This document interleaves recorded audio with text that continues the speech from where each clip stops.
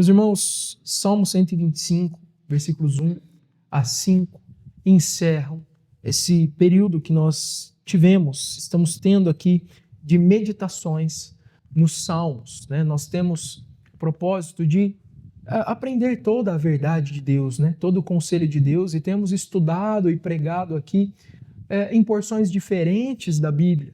Nós vimos Gênesis, estávamos lá em Efésios e agora estamos passando uma temporada nos Salmos, né? Aqui meditando nessas canções e orações do povo de Deus ao longo dos anos. E no Salmo 125 nós vamos encerrar essa temporada, vamos levantar o nosso acampamento e vamos partir para um novo livro das Escrituras a partir da semana que vem. Então esse é o último salmo que nós estudaremos nesse período e é um dos salmos de confiança. Esse especificamente é um salmo de romagem ou um cântico de peregrinação. Se você não se lembra, então eu vou relembrar você. O povo de Israel, eles tinham, a nação de Deus, os judeus, eles tinham algumas datas especiais no seu calendário religioso, né? Por exemplo, a Páscoa. Eles tinham uma festa da Páscoa e outras festas como o Purim e tantas outras. E em cada uma dessas comemorações, dessas festas, eles iam em peregrinação ou em procissão, para trazer algo um pouco mais próximo da nossa realidade, eles iam em peregrinação até Jerusalém para, em Jerusalém, participar dessas festas sagradas e cultuar a Deus, cultuar ao Senhor, oferecer os seus sacrifícios. Então eles eram peregrinos a caminho de Jerusalém. E durante essa peregrinação, eles entoavam ou cantavam os salmos, que são chamados salmos de romagem. Que salmos são esses? Salmo de número 120 em diante, nós temos uma coleção de salmos de romagem, que são os salmos cantados, então, em peregrinação até Jerusalém. Nós não sabemos quem é o autor do Salmo 125, nem todos os salmos, como eu já alertei vocês, são escritos por Davi. Tem autores diferentes, há salmos de Salomão, de Asaf, de Moisés, né? Salmos de Davi, salmos dos filhos de Corá, e esse salmo nós não sabemos quem é. É um autor anônimo, mas é um cântico de peregrinação. E esse cântico ele é muito interessante porque, se você se recordar, como esses cânticos eram cantados a caminho de Jerusalém, esse cântico ele era cantado quando eles já estavam muito próximos da cidade de Jerusalém. Então, se aproximando, eles podiam já ver a cidade, eles já podiam ver com seus olhos os montes. Jerusalém ficava em um monte, o Monte Sião, e cercada por várias montanhas. Então, quando eles estavam se aproximando, eles então já viam aquelas montanhas e já conseguiam contemplar com seus olhos os portões e a cidade de Jerusalém. Então eles cantavam esse salmo e olhando para aquelas montanhas, olhando para toda aquela paisagem, eles extraíam lições de fé. Eles olhavam para as montanhas e o coração deles, por assim dizer, os ensinava verdades espirituais olhando para aquela paisagem. E ali eles extraíam lições de fé a respeito da segurança que é andar com Deus. Lições de fé a respeito da confiança em Deus, do louvor a Deus, da vida diante de Deus. E eles diziam o seguinte: os que confiam no Senhor são como essas montanhas. Os que confiam no Senhor, aliás, são como a cidade de Jerusalém. São como o Monte Sião, cercado por todos os lados por uma cadeia de montanhas inabaláveis. Eles são guardados por Deus. E esse salmo também faz um contraste entre aqueles que permanecem com Deus, os que são chamados de justos, e aqueles que se desviam e se apartam, que não são piedosos, ou seja, os ímpios. Então o salmo ele tem essa dinâmica de contraste entre os justos e os ímpios e encoraja-nos a colocar a nossa confiança em Deus. Esse contraste que está aqui, eu quero que você segura aí o seu dedo no Salmo 125 e vai um pouquinho para frente em Isaías capítulo 3.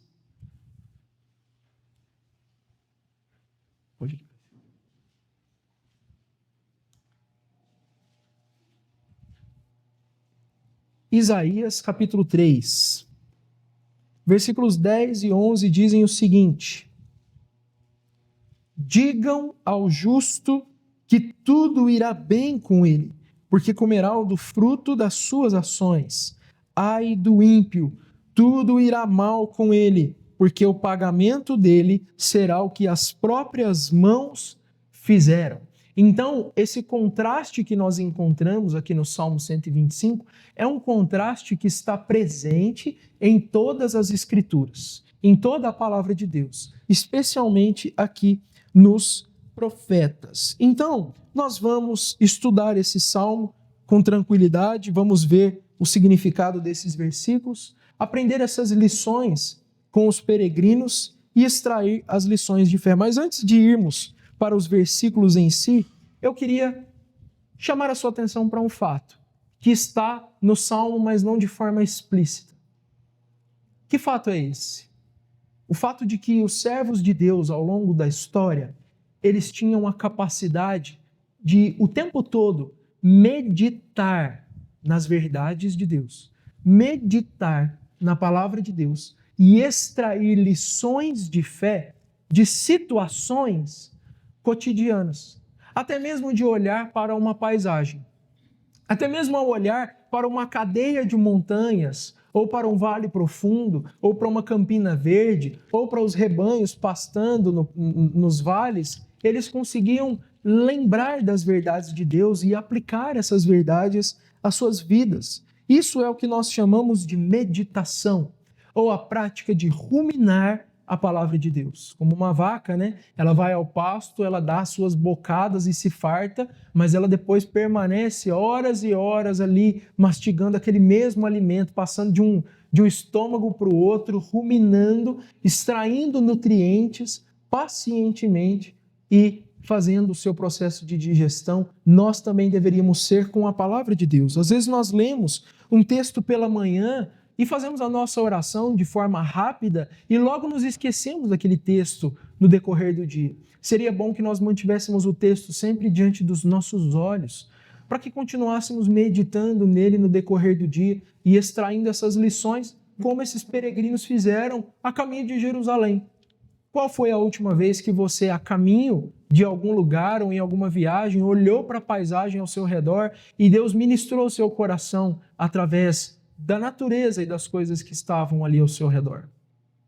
Os servos de Deus, eles sempre tiveram essa prática e essa capacidade. Que o Senhor nos ajude, então, a pensar constantemente na Bíblia e aplicar ela à nossa vida diária. Vamos ver, então, o que esse salmo nos ensina? Vamos ler novamente o versículo 1 e 2. Diz o seguinte: os que confiam no Senhor são como o monte Sião, que não se abala, mas continua firme para sempre. Como em volta de Jerusalém estão os montes, assim o Senhor está ao redor do seu povo. Como eu disse, os peregrinos estavam se aproximando, chegando muito perto de Jerusalém. E eles olhavam para a cidade de Jerusalém, olhavam para o local elevado onde estava o templo, viam toda aquela segurança e ali eles se lembravam então da segurança que os crentes desfrutam. A segurança que os filhos de Deus desfrutam, e isso foi falado agora mesmo na Escola Bíblica Dominical. É impressionante isso. Nunca tem um combinado, nunca tem uma consulta aqui no catecismo para ver para onde que vai, para a gente casar os temas, mas toda vez o que foi falado na Escola Dominical é reforçado no culto público. É impressionante isso. E aqui nós vemos que os justos, os crentes, os piedosos, eles desfrutam de segurança. A mesma segurança que o Monte Sião desfrutava, cercado por inúmeras colinas, cercado por várias montanhas. Existem alguns elementos aqui no texto que nós precisamos prestar atenção e meditar. Primeiro, eu quero lembrar você que os montes eram locais muito especiais na antiga aliança, no antigo concerto. Na história do povo de Deus, os montes eram locais que Deus normalmente escolhia para se revelar ao seu povo. Por exemplo, o Jardim do Éden ficava em um monte. Ele estava situado em um monte. O Sinai, onde Deus entregou a lei e os mandamentos, é um monte, é o Monte Sinai. Sião, a cidade onde foi construída Jerusalém. Ali o tabernáculo repousou. Ali a Arca da Aliança descansou. Ali o templo de Deus foi construído. Dali Deus emanava o seu governo através do cetro de Davi, do cetro dos reis. Então os montes são frequentemente retratados como sendo lugar de habitação de Deus. E aqui nós temos um grande mistério. Por quê? Porque a Bíblia nos mostra que o crente, a igreja, é o lugar de habitação de Deus. Nós cantamos, nos uniremos a Cristo nesse celebrar. Cristo está presente aqui. Não me sinto estranho aqui, esse é o meu lugar. Nós estamos juntos, cantando e louvando a Deus, e Ele se faz presente, porque o lugar da sua habitação é nos seus eleitos, é no seu povo remido, é no seu povo salvo, é no seu povo justificado e lavado e trazido para essa comunidade. É por isso que nós somos chamados de o corpo de Cristo. E sendo nós o local de habitação de Deus, nós estamos eternamente guardados. Que mal pode nos alcançar? Que mal pode nos destruir? Por que temeremos? E aí nós nos lembramos de todos aqueles salmos que nós já lemos, e até do Salmo 91, que diz: aquele que habita no esconderijo do Altíssimo, à sombra do Onipotente, descansará. Podemos descansar com o nosso amado Jesus. Podemos descansar com o nosso amado Cristo, porque nós somos o local de habitação de Deus. Mas esses primeiros versículos também mostram que Sião era um local, Jerusalém estava cercada por fortíssimas muralhas e era inabalável a habitação de Deus, indestrutível a habitação de Deus, não a habilitação, a habitação de Deus. Irmãos, Jerusalém, firmada na rocha, não era destruída pelas tempestades. Jerusalém, construída no Monte Sião, não era destruída pelos vendavais, pela geada, pelo inverno ou pelo verão, pelo sol ou pela lua, porque ela estava firmada na rocha. O que isso nos lembra? Para onde isso nos direciona? Para as palavras do Senhor Jesus, que conta aquela parábola sobre dois construtores. Um que construiu a sua casa sobre a rocha e o outro que construiu a sua casa sobre a areia. Os crentes são aqueles que construíram as suas casas sobre a rocha, um firme fundamento, um firme alicerce, o alicerce da palavra de Deus, o alicerce da justificação pela fé, o alicerce da vida com Deus.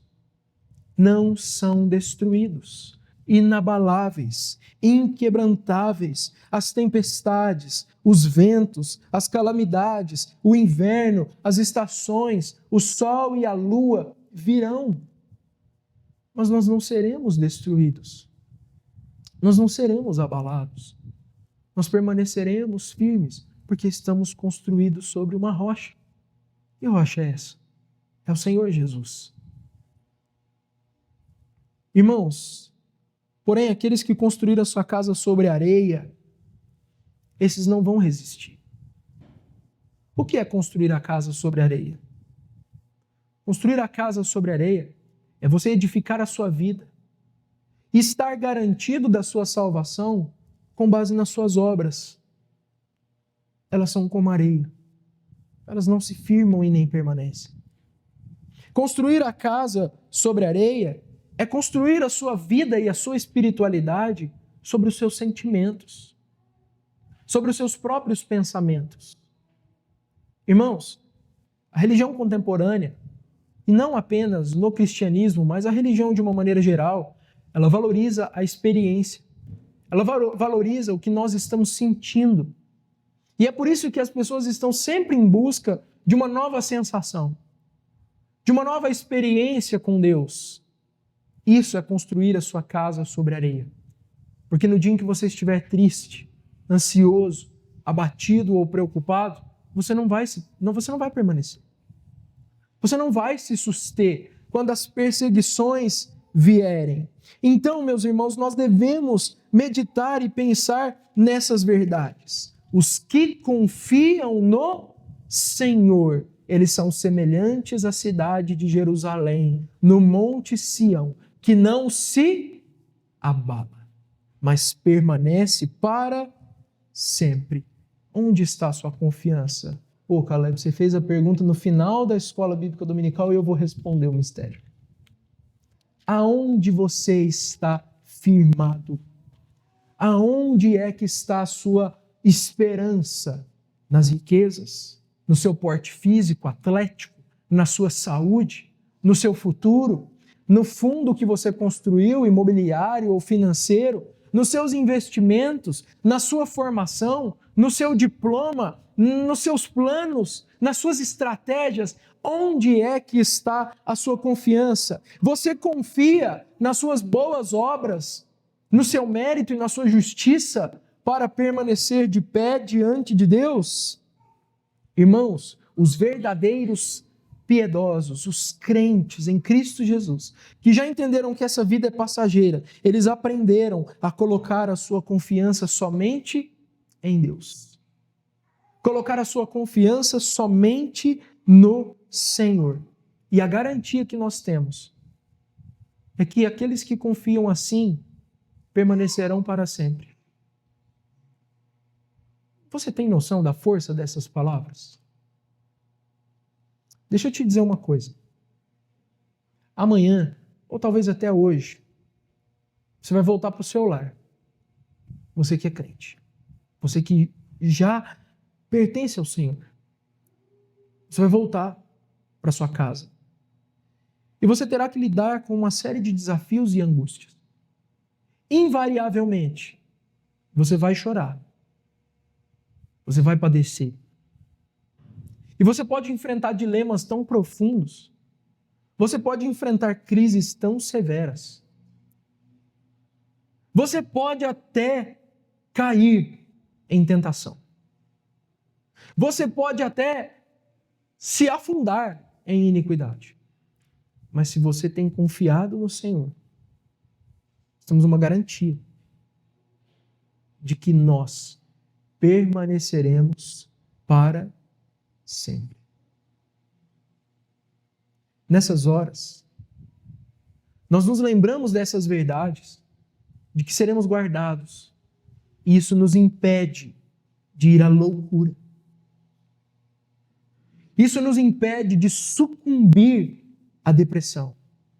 Isso nos impede de sucumbir aos profundos dilemas, às crises existenciais que nós enfrentamos muitas vezes. Isso nos guarda. É essa a nossa saúde mental. É aqui que reside a nossa esperança. Ainda que o meu corpo se desfaça e eu perca todos os meus bens, assim como Jó, nele eu esperarei. Nele eu confiarei. Porque eu sei em quem eu tenho crido. Eu sei em quem eu tenho crido. Eu sei que o meu Redentor vive e que por fim se levantará sobre a terra. É aqui que reside a nossa esperança. Irmãos, nós não estamos aguardando pelo noticiário, nós não estamos aguardando pelas próximas eleições, não estamos aguardando pela virada do dólar, não estamos aguardando, confiando em bitcoins e totalmente desesperados para aprender tudo sobre onde nós podemos guardar o nosso depósito, porque o nosso depósito espiritual está em Cristo, escondido em Cristo, guardado em Cristo, habitando no esconderijo do Altíssimo, e ali nós sabemos que permaneceremos para sempre. Olha, isso aqui transforma. Isso aqui muda a sua postura diante do sofrimento. Muda a nossa postura diante das calamidades. E tem um outro detalhe aqui no texto, que é o seguinte. O 125:2, ele vai dizer: como em volta de Jerusalém estão os montes, assim o Senhor está ao redor do seu povo. Irmãos, Jerusalém tinha uma proteção natural contra os inimigos, contra os invasores, contra os exércitos estrangeiros. Essa proteção natural, que funcionava como muralhas, eram as montanhas, os montes, as cordilheiras ali. E o salmista, ele está dizendo, inspirado pelo Espírito Santo, ele está nos dizendo que assim como Jerusalém era guardada por muralhas de pedras gigantescas, assim o Senhor está ao redor do seu povo. Significa que para um exército estrangeiro invadir Jerusalém, para um malfeitor entrar nos muros de Jerusalém e provocar a iniquidade, primeiro ele tinha que vencer as rochas. Ele tinha que vencer as montanhas. Quando Davi conquistou Jerusalém, dos jebuseus, a Bíblia diz que eles tiveram que adotar estratégias e entrar por um duto de água nos canais subterrâneos da cidade para então entrarem em Jerusalém e tomarem a cidade. E agora o salmista está dizendo que para ser atacada novamente, ela teria que ser vencida. Primeiro, as muralhas. O que o texto nos ensina? Que o povo de Deus, irmãos, nós tememos tanto o diabo, tememos tantos demônios, os espíritos malignos, esses seres que nós não vemos, que não enxergamos, às vezes nos vemos temerosos, ansiosos com aquilo que está se abatendo sobre nós, as tristezas e todas as coisas da vida, e os perseguidores da igreja, e os inimigos, e tudo aquilo que nos persegue e nos assola. Mas, irmãos, nós temos uma garantia aqui. Tudo aquilo, ou todo aquele que se levantar contra a igreja de Cristo, contra os seus eleitos, para nos atacar, para nos tocar, primeiro, esses inimigos e agressores precisam vencer e passar pelo próprio Deus. Porque Ele é como uma muralha que está ao nosso redor. O salmista vai dizer lá no Salmo 139 que o Senhor está me cercando por detrás e por diante. Ainda que eu pegasse as asas da alvorada e subisse o mais alto, lá tu estás. Ainda que eu descesse ao mais profundo abismo, lá estás também. Ainda que eu fizesse a minha cama, a minha morada entre os mortos, lá estás também. O Senhor é a nossa forte muralha, o nosso poderoso guardador, o nosso protetor. Irmãos, isso é muito gracioso, é muito encorajador. Como que você vai sair daqui e lidar com a sua vida essa semana se você guardar e meditar nessas verdades e confiar nelas? Que diferença que isso faria nas nossas vidas? Caleb, os psicólogos todos perderiam seus empregos se dependesse de nós. Porque olha que firme fundamento e que confiança nós temos em Jesus. Vamos para o versículo 3. O cetro dos ímpios não permanecerá na terra dos justos, para que os justos não comecem a praticar a iniquidade.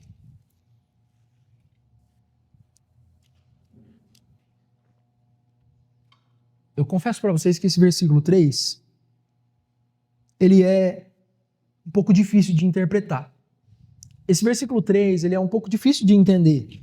Porque eu quero que você volte para o raciocínio do Salmo. O salmista está dizendo para nós que Jerusalém é uma cidade cercada por altas montanhas de rochas, pedras. Que quem está seguro em Deus ali, quem está seguro dentro de Jerusalém, aliás, está protegido, porque a cidade está protegida por montanhas, certo? E aí ele diz, aqueles que confiam no Senhor são como esse monte de Sião e a cidade de Jerusalém, estão guardados. E aí no versículo 3, Antunes, ele diz o seguinte: o cetro dos ímpios não permanecerá na terra dos justos.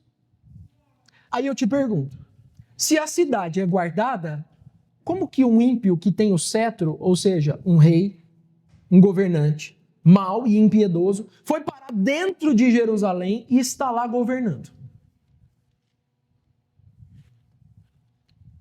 Como que a gente entende esse versículo de número 3? Ele está dizendo, o cetro dos ímpios não permanecerá no meio dos justos para sempre. Ou seja, dá a ideia de que o cetro dos ímpios está lá.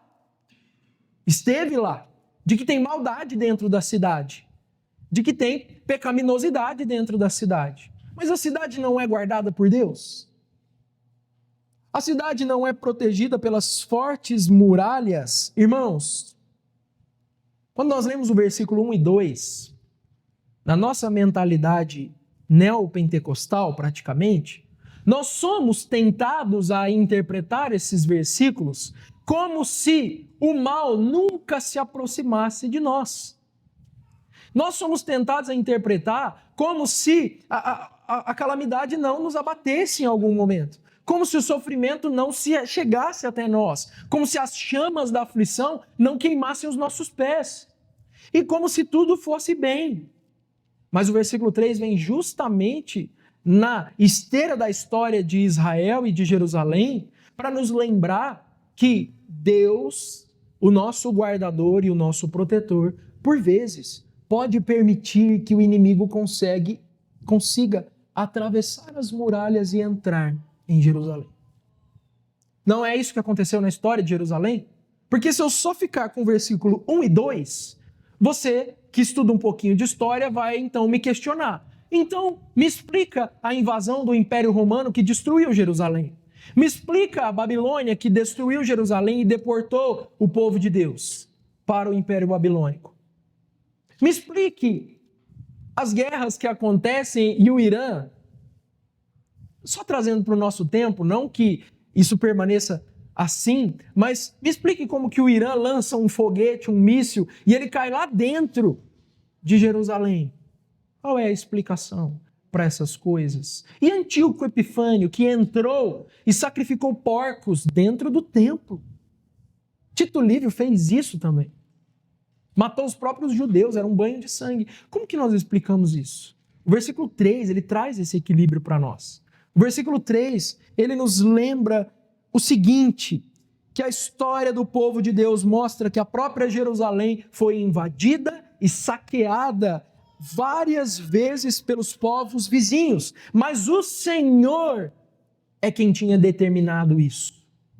O Senhor é quem tinha decretado isso. O Senhor é quem estava no controle dessas invasões e dessas guerras. E essas aflições, elas vinham com duas finalidades. Primeiro, para destruir aqueles que eram ímpios e estavam misturados no meio do povo de Deus. E em segundo lugar, para corrigir, aperfeiçoar, educar, ensinar o povo santo de Deus, o remanescente, que ainda habitava ali. E isso, irmãos, porque Deus, Ele nos conhece e Ele sabe as nossas fraquezas. Ele sabe muito bem que existem pecados em mim e em você, falhas de caráter, vícios que precisam de ser arrancados de nós. Coisas que precisam de ser tiradas. Assim como o fogo prova o ouro, nós precisamos de ser provados pelas aflições, pelo fogo, para que essas imperfeições, pecados, vícios, eles saiam. E muitas vezes Deus vai usar o ímpio para nos disciplinar. Muitas vezes Deus vai usar o governo para nos disciplinar. Muitas vezes Deus vai usar situações de calamidade financeira, doenças, muitas coisas para nos corrigir e nos disciplinar. E aí eu lembro vocês de Hebreus capítulo 12, que foi lido na escola bíblica dominical. Os nossos pais, segundo a carne, faziam isso. Eles nos disciplinavam e corrigiam. E nós acatávamos a disciplina e a correção. E hoje entendemos que era para o nosso bem. Porque agora, quando Deus nos disciplina e corrige para o nosso bem, não aceitaríamos a disciplina dele. Olha o que diz Crisóstomo. Eu quero que você guarde essa figura, essa analogia que Crisóstomo fez. Crisóstomo foi um dos pais da igreja, um pregador dos primeiros anos da igreja. O nome dele significa boca de ouro. Crisóstomo. Ele era um exímio pregador. E olha o que ele disse, trabalhando esse tema. Deus age como alguém que toca alaúde. O que é alaúde? É um instrumento musical parecido com uma viola. Então vamos fazer de conta que Crisóstomo estava aqui no interior do estado de São Paulo e disse que Deus age como alguém que toca viola. Viola caipira. Ou violão, se você preferir. Deus age como alguém que toca viola. Ele não deixará as cordas do seu instrumento frouxas demais para não arruinar a música. E nem permitirá que fiquem tensionadas demais para que não se arrebentem. Assim Deus faz com o seu povo. Como que é um violão? Se você deixar as cordas do instrumento frouxas, como que fica a música? Arruinada, porque ele fica completamente desafinado. Você não consegue acertar os tons, os acordes. É impossível tocar com um violão com as cordas frouxas. Por outro lado, se você tensiona demais essas cordas, o que acontece com elas? Elas não suportam a tensão e se arrebentam. Deus age conosco como um tocador de violão. Ele não vai te deixar frouxo demais para não arruinar a música que é a sua vida. Ele não pode fazer isso. Ele vai te disciplinar. Vai haver tensão. Vai haver aperto. Mas você pode ficar tranquilo. Porque ele não vai tensionar demais. Porque o propósito dele não é que você se arrebente. O propósito dele é tocar uma bela canção. E essa bela canção tem notas tristes e tem notas alegres. Tem notas graves e tem notas agudas. Tem vários tipos de acordes em uma canção, numa sinfonia. Então, guarde muito bem isso. Quando a aflição vier, talvez Deus esteja afinando o seu instrumento, tensionando essas cordas. E quando você estiver bem e feliz, não se ensoberbeça, porque Deus jamais permitirá que essas cordas fiquem frouxas. Ele vai trazer tensão para corrigir a sua vida. Então, irmãos, o que esse versículo 3 nos ensina? Primeiro, as aflições podem se abater? Sim, mas todas elas estão sob o governo e o controle de Deus. É Ele o musicista, o tocador do violão, o violonista, o violeiro. É Ele quem toca o instrumento. Além disso, o versículo 3, ele nos ensina, olha isso que coisa bela. Ele nos ensina que as aflições, o rei ímpio entrou em Jerusalém. Se você ler os livros dos reis e de crônicas, você vai ver que reis ímpios se levantaram em Jerusalém.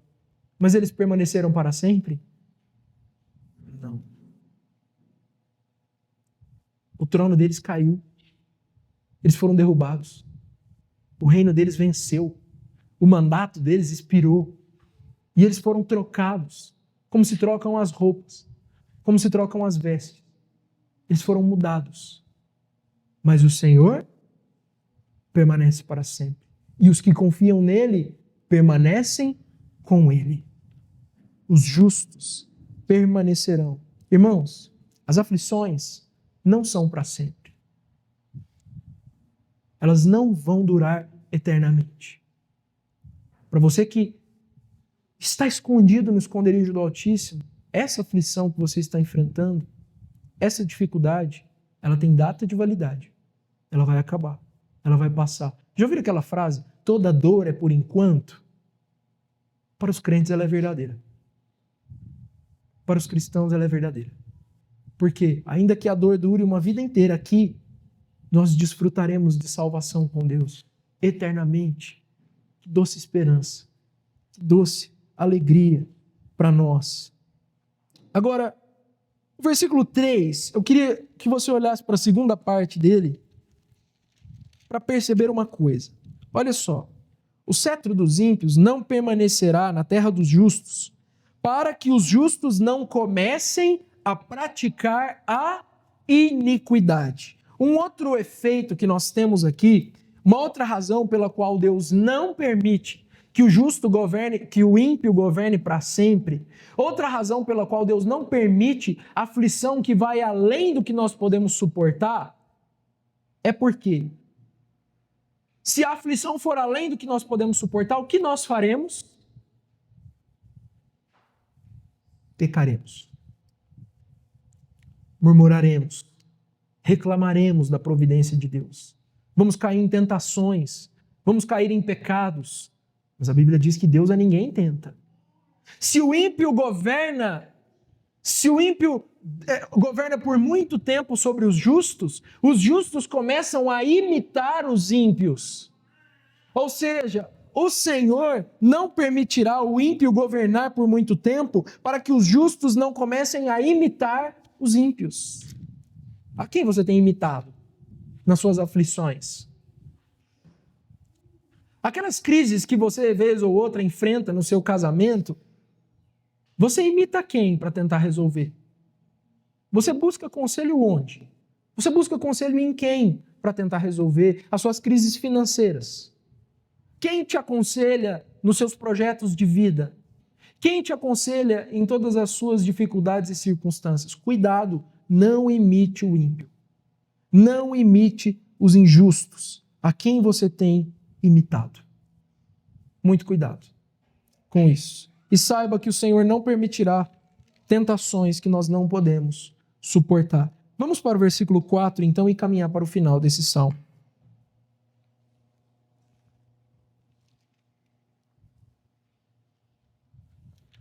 Diz o seguinte: faze o bem, Senhor, aos bons e aos retos de coração. Quanto aos que se desviam para caminhos tortuosos, o Senhor os levará juntamente com os malfeitores. Paz sobre Israel. Os versículos 4 e 5, então, terminam trazendo um contraste entre os que confiam no Senhor e permanecem e entre aqueles que confiam em si mesmos e se desviam para caminhos tortuosos. E no versículo 4, o salmista faz uma oração. Olha que interessante. O salmista está orando por nós. O salmista está orando por todos aqueles que permanecem em Deus, que confiam em Deus e que são chamados de bons e retos de coração. E ele então pede para que o Senhor faça o bem. Aqui nós temos uma garantia de que o Senhor nos guardará e de que sobre nós repousarão as suas misericórdias. Sobre nós repousará o cuidado de Deus, o carinho de Deus, o amor de Deus, o zelo de Deus. Irmãos, o que é misericórdia? Você sabe o que é misericórdia?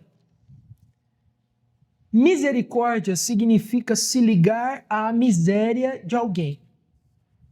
Então, quando o texto nos promete misericórdia, o texto está prometendo que Deus, o nosso Senhor, Ele está olhando exatamente para as nossas misérias e Ele está se ligando a elas. Ele está se ligando a nós. Ele está então descendo até nós. Ele está nos amando, nos acolhendo. Assim como aquele bom samaritano acolheu um homem que estava semi-morto à beira do caminho, aquilo é um sinal de misericórdia. Então Deus atenta para as nossas misérias e nos socorre. E nos ajuda. E nos levanta. Nossa, irmãos, que doçura que é caminhar com Deus. Que doçura que é pertencer ao Senhor. Eu não consigo entender por que as pessoas não querem andar com Ele.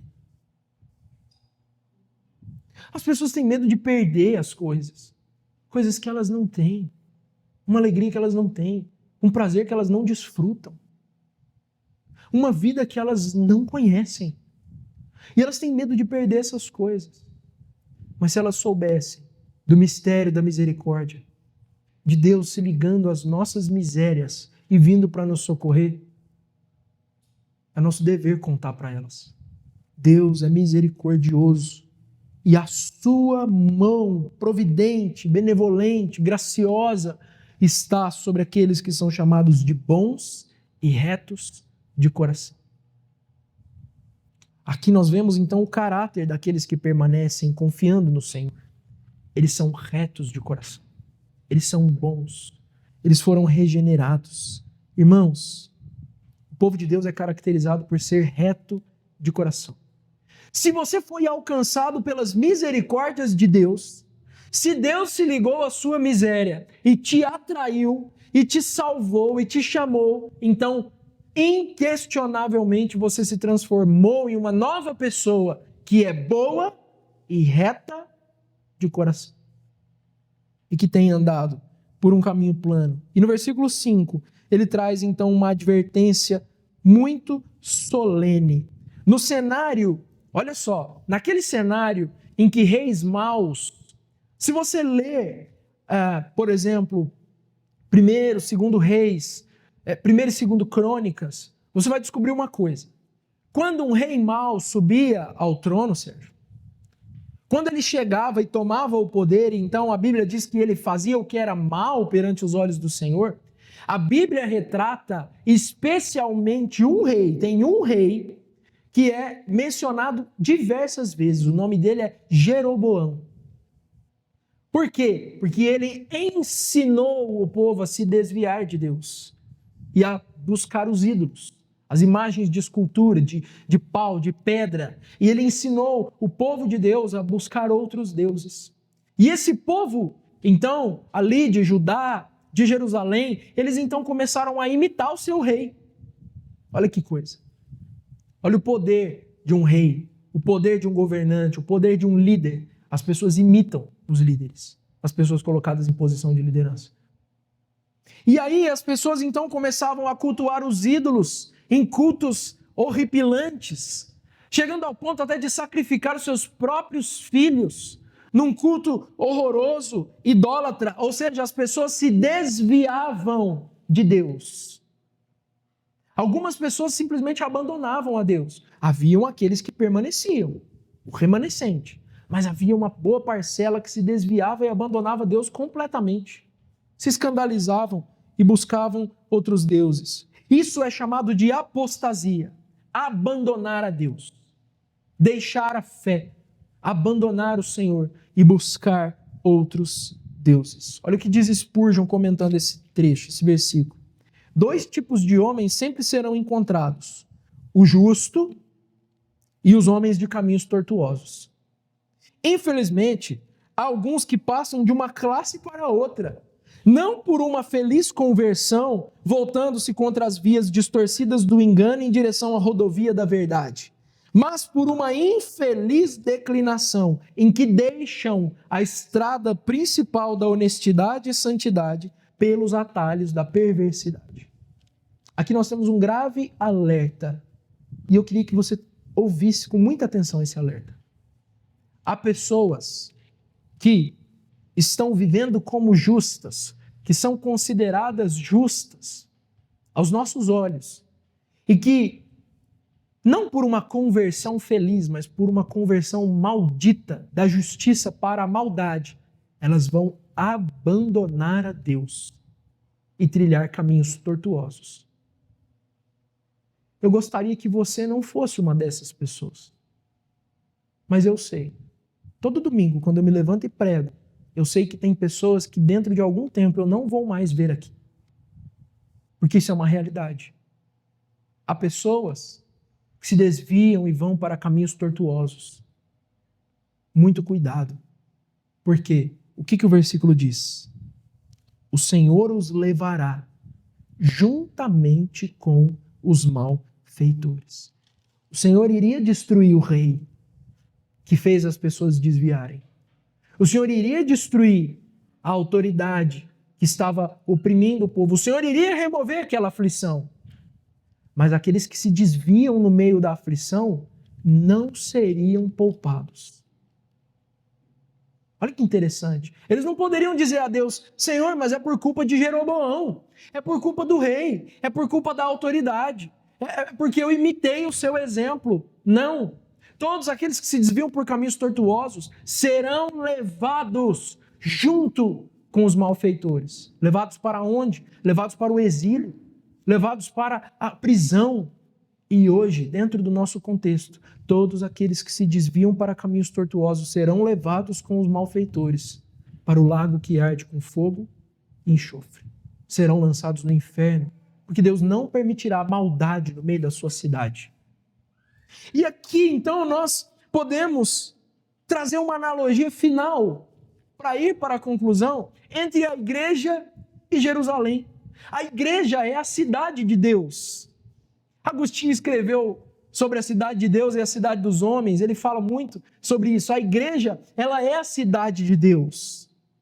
E aqui nós estamos em uma comunidade que é guardada, zelada, preservada pelo Senhor, mas os ímpios podem se infiltrar e entrar no nosso meio. Eles entrarão. A parábola do trigo e do joio. Há tantas parábolas que mostram a maldade crescendo junto com a bondade. Os ímpios se infiltrarão, os enganosos, os falsos mestres, e eles podem até chegar ao governo da igreja. Eles podem chegar até a liderança. E eles podem fazer muitas pessoas se desviar por caminhos tortuosos, para o erro e para o engano. Mas não se engane. Assim o Senhor abaterá o cetro dos ímpios, ele destruirá esses que se infiltraram, mas os que se desviaram serão levados juntamente. Porque Deus não permitirá maldade no meio da cidade. Deus não permitirá que o mal floresça e dê os seus frutos estragados entre nós para sempre. Ele haverá de limpar, ele haverá de trazer a poda, ele haverá de trazer a limpeza e ele nos colocará em segurança. Você teme isso? Tema mesmo. Tema mesmo. Porque aqueles ramos que se rebelaram contra o Senhor foram quebrados para que nós fôssemos enxertados. Então nós que fomos colocados nessa oliveira, que é o Israel de Deus, nós não devemos andar de qualquer maneira, mas devemos temer. Porque se o Senhor puniu Israel, o Senhor também nos punirá se nos desviarmos. Mas hoje, eu quero encerrar essa mensagem, esse sermão, perguntando duas coisas para você. A primeira, aonde está a sua confiança? Em quem você tem confiado? E se a sua resposta, coração abalado e temeroso, se a sua resposta é, eu tenho confiado no Senhor, então eu queria dizer o seguinte, quando você chegar na sua casa, deite-se no seu travesseiro à noite e durma. E descanse. Repouse. Descanse em Deus. Porque os que confiam no Senhor são como o monte de Sião, que não se abala, mas permanece para sempre. A segunda coisa que eu quero te perguntar é a quem você tem imitado. Você tem imitado os métodos mundanos e corruptíveis desse mundo? Os métodos caídos e carnais que têm sido colocados para nós como verdadeiros? Não imite o mundo. Não se desvie nem para a direita e nem para a esquerda. Não vá para caminhos tortuosos, mas permaneça escondido em Cristo. E você então será guardado eternamente, para todo o sempre, para o louvor da glória de Deus. Amém?